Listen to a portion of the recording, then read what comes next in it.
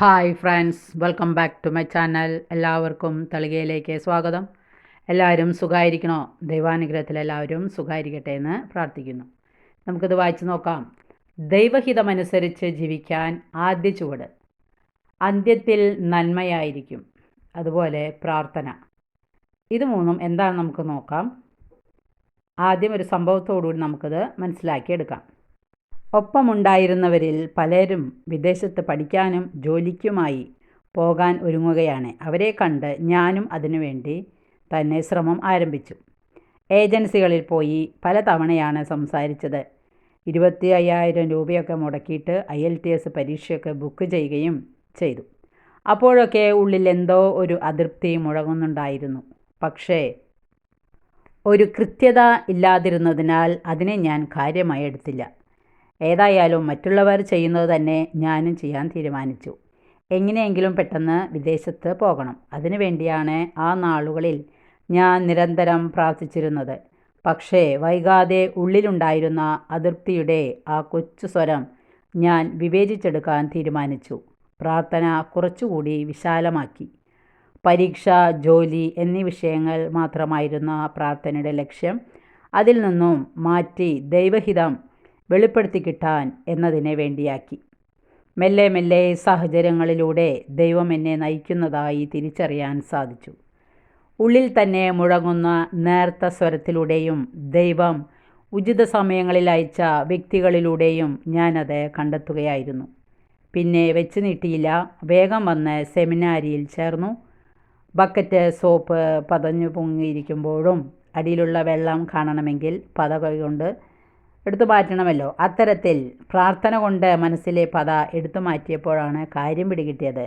അതായത് പ്രാർത്ഥന ആഴങ്ങളിലേക്ക് പ്രവേശിച്ചപ്പോഴാണ് വ്യക്തത കിട്ടിയത് എന്നർത്ഥം. നമ്മൾ എടുക്കുന്ന തീരുമാനം ദൈവഹിതം തന്നെയാണെങ്കിൽ ഒരുതരം ഫീലിംഗ് ഗുഡ് നമുക്ക് അനുഭവിക്കാൻ പറ്റും. ആരോ കൂടെ നിന്ന് സഹായിക്കുന്നത് പോലെ ഓരോ ഘട്ടത്തിലും അനുഭവപ്പെടുകയും ചെയ്യും. അത് നിരാശയോ ആത്മനാശമോ തകർച്ചയോ വരുത്തില്ലെന്നും പകരം അഭിവൃദ്ധിയും ആനന്ദവുമായിരിക്കുമെന്നും നമുക്ക് തന്നെ മനസ്സിലാകാൻ തുടങ്ങും. ഓരോ സംഭവങ്ങളുടെ പിന്നാമ്പുറത്തും ദൈവത്തിൻ്റെ കരസ്പർശം പ്രയാസം കൂടാതെ നമ്മൾ കണ്ടെത്തും. കൊച്ചു കാര്യത്തിൽ പോലും ഇതാണ് സംഭവിക്കുക. ദൈവഹിതം നിറവേറ്റുമ്പോൾ അതിൻ്റെ ഏതെങ്കിലും ഘട്ടത്തിൽ ഭയവും സംശയവും ഉണ്ടായിക്കൂടുന്നില്ല. അത്തരത്തിൽ നിരാശപ്പെടുത്തുന്നതായി എന്തെങ്കിലും തോന്നുന്നുവെങ്കിൽ പോലും അന്ത്യത്തിൽ നന്മയായിരിക്കും സംഭവിക്കുക.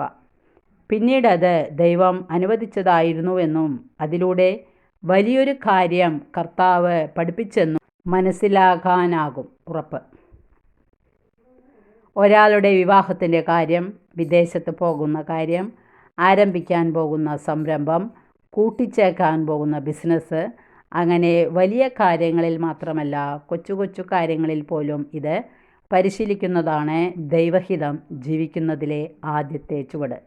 ഇപ്പോൾ ഞാനിത് ചെയ്യണമോ? ഈ ഫോൺ ഞാൻ എടുക്കട്ടെ? ഞാൻ അവനോട് ഇങ്ങനെ പറയുന്നതാണോ നിനക്കിഷ്ടം? എന്നിങ്ങനെ അനുനിമിഷം ഈശോയോട് ഉള്ളിൽ സംസാരിച്ച് ചെയ്യുന്നത് ജീവിതത്തിൻ്റെ ശീലമാക്കുക. ഒരു അഭിപ്രായം ചോദിക്കുന്നത് പോലെ.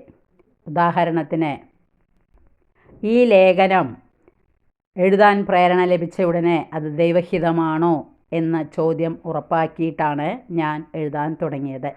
ചിന്തിച്ചു നോക്കൂ. അല്ലെങ്കിൽ പാഴായൊരു ശ്രമം ഞാൻ നടത്തുകയല്ലേ? ദൈവഹിതം നിറവേറ്റൂ.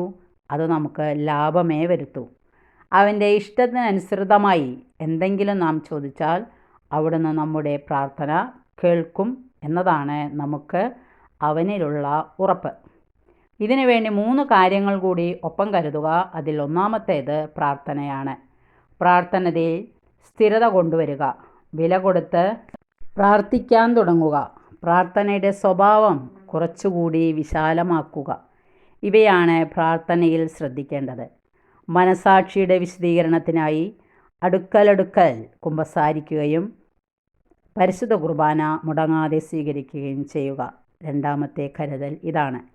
വചനവായനയിലൂടെ ഹൃദയത്തിൽ മുഴങ്ങുന്ന സ്വരം ശ്രവിക്കാൻ വ്യക്തിപരമായി പരിശീലിക്കുക എന്നത് മൂന്നാമത്തേതും ഏറ്റവും പ്രധാനപ്പെട്ടതും. ഇവയ്ക്കെല്ലാം മുന്നോടിയായി കൊച്ചു കൊച്ചു കാര്യങ്ങൾ പോലും ദൈവഹിതം നിറവേറ്റുന്ന ശീലം ഉടനെ തുടങ്ങുക. ഇപ്പോൾ തന്നെ ഇവ ചെയ്യുന്ന ഒരാത്മാവ് താനെ ദൈവഹിതം എളുപ്പത്തിൽ കണ്ടെത്തുകയും അതിന് വേഗത്തിൽ വിധേയപ്പെടുകയും ചെയ്യും. അനുഗ്രഹം പ്രാപിക്കുക എന്ന വാതിലിൻ്റെ വിജാഗിരിയിരിക്കുന്നത് ദൈവഹിതം നിറവേറ്റുക എന്നതിലാണ്. ഓർക്കുക, തീരുമാനമാണ് ജീവിതത്തിൻ്റെ ഗതി സ്വാധീനിക്കുന്ന നിർണായക ഘടകം. അത് എപ്പോഴും ദൈവഹിതപ്രകാരം ആകട്ടെ, ദൈവത്തെ മഹത്വപ്പെടുത്തുന്നതാകട്ടെ, ദൈവം ഒപ്പം നിൽക്കുന്നതാകട്ടെ. നിന്റെ ഹൃദയത്തിൻ്റെ ഉപദേശം സ്വീകരിക്കുക. അതിനേക്കാൾ വിശ്വാസമായി എന്തുണ്ട്? ഗോപുരത്തിന് മുകളിലിരുന്ന് നിരീക്ഷിക്കുന്ന 7 പേരേക്കാൾ സ്വന്തം ഹൃദയമാണ് കൂടുതൽ വിവരങ്ങൾ നൽകുന്നത്. എല്ലാറ്റിനും ഉപരി സത്യമാർഗത്തിൽ നിന്നെ നയിക്കുന്നതിന് അത്യുന്നതനോട് പ്രാർത്ഥിക്കുക. ഇതിൽ നിന്ന് നമുക്ക് മനസ്സിലാക്കാവുന്നത് ദൈവത്തിൻ്റെ ഇഷ്ടമനുസരിച്ച് ജീവിക്കാനായിട്ട് നമ്മൾ ശ്രമിക്കുക. അതിനായിട്ട് നമുക്ക് പ്രാർത്ഥിക്കുകയും ചെയ്യാം. സർവശക്തനായ ദൈവം നമ്മെ അനുഗ്രഹിക്കട്ടെ. ഈ ഭാഗം എല്ലാവർക്കും മനസ്സിലായി കാണുമെന്ന് വിശ്വസിക്കുന്നു. എല്ലാവർക്കും ഇഷ്ടപ്പെട്ടെങ്കിൽ ലൈക്ക് ചെയ്യുക, സബ്സ്ക്രൈബ് ചെയ്യാത്തവർ സബ്സ്ക്രൈബ് ചെയ്യുക, ഇഷ്ടപ്പെട്ടെങ്കിൽ കമൻറ്റുകൾ ചെയ്യുക. Okay, thank you, by.